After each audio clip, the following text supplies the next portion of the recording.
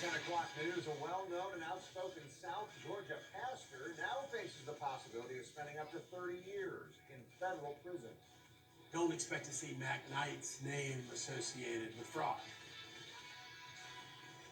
Pastor Mac Knight of Impact Worship Center in Kingsland was indicted on 5 counts of COVID-19 recovery assistance fraud. According to the federal indictment, the 45-year-old used the money meant for coronavirus relief to buy a luxury car.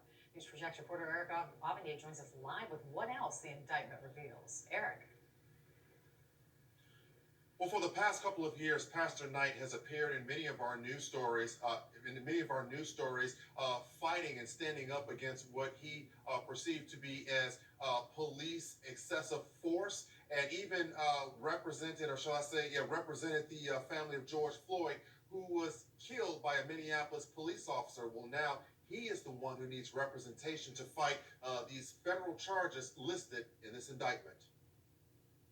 He was known for his efforts of peacekeeping during the uprising in Minneapolis following the police killing of George Floyd. I think I would just offer them how to organize a peaceful protest. And he was a spokesperson for a family mourning the death of Tony Green, who was shot and killed by a Kingsland police officer. A life was taken all too soon. But now Pastor Mac Knight finds himself in the spotlight for all the wrong reasons. According to this federal indictment, Knight fraudulently sought and received more than $149,000 in COVID relief money. Attorney John Phillips has no affiliation to the case, but is familiar with Knight's community activism. It is surprising.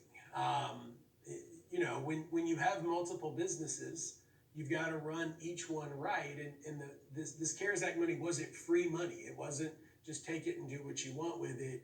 It was relief. Taxpayer-funded relief, to be exact. According to this indictment, Knight falsely wrote on an application that his tax service and his restaurant earned a combined total of more than $670,000 prior to the end of January 31st of last year.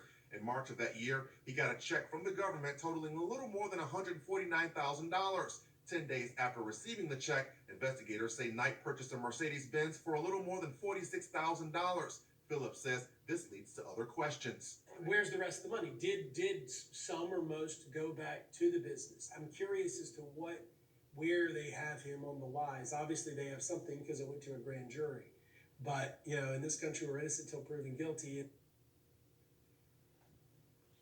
Now, aside from a paper trail that leads back to the pastor, there is also a criminal history of fraud. We were able to conduct a criminal background check that revealed that the Pastor Knight was previously sentenced to time in a Georgia prison on charges of fraud and theft. Reporting live, Eric Avendier, Channel 4, The